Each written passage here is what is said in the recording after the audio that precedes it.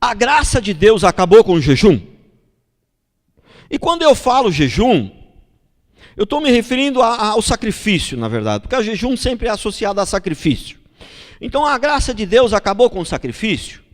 Acabou com o jejum? Não. A resposta é não. E vamos então ler. Mas não tem um versículo que fala que é melhor obedecer do que sacrificar? Bom, tem. Está lá em Samuel, o livro de Samuel.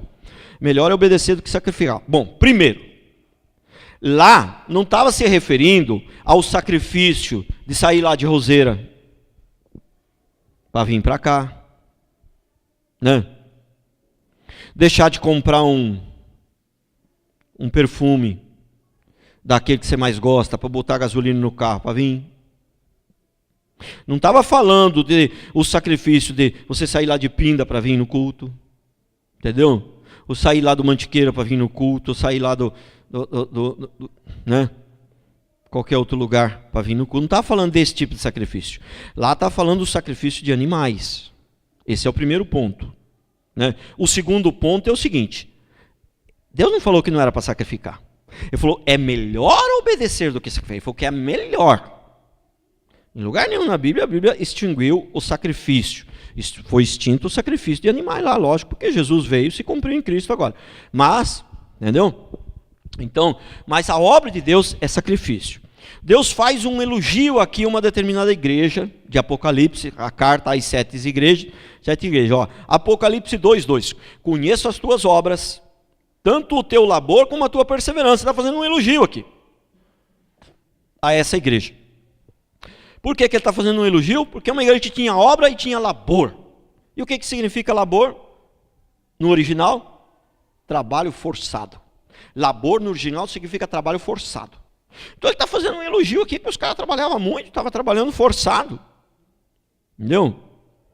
Então, eu me compadeço às vezes que eu vejo alguém, né, que está fazendo bastante sacrifício para fazer a obra de Deus, mas na mesma hora eu já penso, ixi, eu tenho que ter dó daquele outro ali que não vem direito, esse que está sacrificando, esse aí vai ser abençoado, né? Entendeu? Então, conheço as tuas obras, tanto o teu labor quanto a tua perseverança, que não pode suportar homens maus e que puseste à prova os que a si mesmos se declaram apóstolos e não são, e os achastes mentirosos. Um outro texto nós vamos ler. Mateus 9, de 14 a 17. Vieram depois os discípulos de João, lhe perguntaram, por que jejuamos nós e os fariseus muitas vezes e teus discípulos não jejuam? Respondeu Jesus, pode acaso estar tristes os convidados para o casamento, enquanto o noivo está com eles? Dias virão, contudo, em que lhes será tirado o noivo, e nesses dias hão de jejuar. Precisa explicar? O texto está bem claro. Quando foi tirado o noivo, Jesus morreu, ressuscitou, e aí agora eles vão ter que jejuar. Então por que ele diz aqui que, né, não precisava jejuar enquanto estava com eles? Né? Porque estavam com Jesus, estavam com o noivo, era um tempo de aprender com Jesus, era um tempo de desfrutar de Jesus. Não era um tempo de se abster, era um tempo de desfrutar de Jesus, de comer com Jesus, de andar com Jesus, de ouvir a Jesus, de aprender com Jesus. Então, né, era esse tempo, então não tinha. E também era um tempo da velha aliança ainda. Vamos ler o 16 e o 17. Ó. Ninguém põe remendo de pano novo em veste velha, porque o remendo tira parte da veste e fica maior a sua ruptura. Nem se põe vinho novo em odre velho, do contrário rompe-se os odres, derrama-se o vinho e os odres se perdem, mas põe-se vinho novo em odres novos e ambos se conservam. Aqui ele estava se referindo à estrutura, né? Eles ainda estavam, né, na lei do Velho Testamento. E o jejum, para que serve o jejum? Qual que é o principal motivo de jejum? Para convencer Deus a fazer algo que ele não queria fazer? Não. A maioria das pessoas que fazem jejum, elas querem uma coisa, eu queria comprar um carro novo, aí jejua para comprar um carro novo. Eu quero casar com aquela moça dos olhos azuis, cabelo loiro. Fazer um jejum para Deus me dar ela. né? No caso dos jovens, lógico, né? E aí? Não é isso. Jejum não é para convencer a Deus a fazer uma coisa que Ele não quer. O jejum é para que a gente possa se santificar, para mortificar a nossa carne, para que o Espírito Santo possa trabalhar e fazer a transformação. Mas peraí, o Espírito Santo não tinha sido derramado embora no Velho Testamento, o Espírito Santo já agia. Eu não posso entrar nisso aí porque aí já é outra pregação. Ele já agia tudo, mas não da mesma maneira. Passou a agir de uma maneira diferente depois no Novo Testamento. Então, como que eles iam jejuar para o Espírito Santo fazer uma transformação no coração deles se o Espírito não tinha sido derramado ainda, né? Para os gentios, não tinha vindo ainda, Jesus não tinha ressuscitado ainda. Então, é nesse sentido, né, que não precisar, que eles não jejuavam porque estavam com o Senhor. Era um período, tem época para tudo, tem época de uma coisa, tem época de outra, né? Então, eu oro, eu jejuo, eu estudo a palavra, mas eu quero dizer aos irmãos, houve um período na minha vida que eu fazia muito jejum, mas muito. Houve um período que eu orava muito. E agora eu estou num período que eu estou estudando muito a palavra. Estou estudando bastante a palavra. Não estou orando tanto, não estou jejuando tanto. A última vez que eu jejuei faz uns 2, 3 meses já, e mesmo assim não foi um jejum tão grande. Também não tenho mais idade para jejuar jejum como eu fazia quando era mais novo, né? Porque tudo tem seu limite, o ser humano também tem os seus limites, né?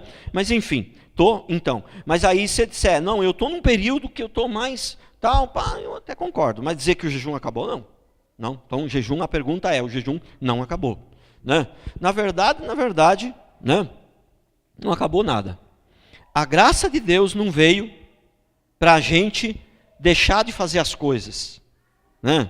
A graça de Deus veio para nos dar força, para nos dar condições de fazer o que é certo, né? É para isso. A graça de Deus não veio para a gente não precisar mais cumprir a lei. A graça de Deus veio para nos dar condições de cumprir a lei, né?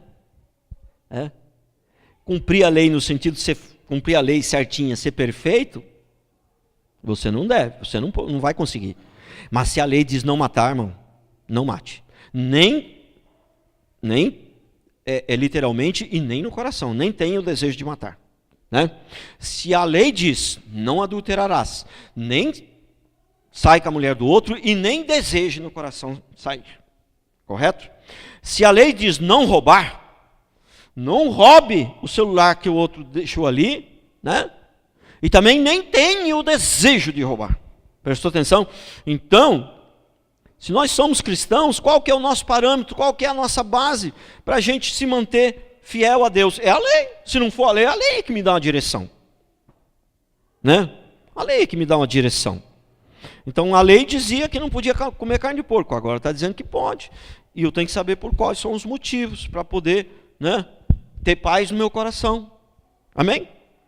Glória a Deus. Mas tem mais um texto aqui, eu acho. Olha aqui, ó. Então, a graça acabou com o jejum? Não. Romanos 15, 20 diz, esforçando-me de todo modo para pregar o evangelho, não onde já foi anunciado para edificar sobre fundamento a lei. Você vê que Paulo está falando que ele se esforça para pregar o evangelho. E aí tem gente que fala, agora acabou o tempo do esforço, agora Deus vai fazer tudo, a gente vai ficar de boa, tudo é a graça. Não. O que Deus condena é quando você se esforça e quer conseguir as coisas na força do braço. Isso Deus condena. Mas a gente tem que lutar, tem que buscar, tem que guerrear, nós somos soldados. A Bíblia diz que nós somos soldados. Você já viu um soldado que não guerreia? Já viu um soldado que não luta? Amém? Glória a Deus.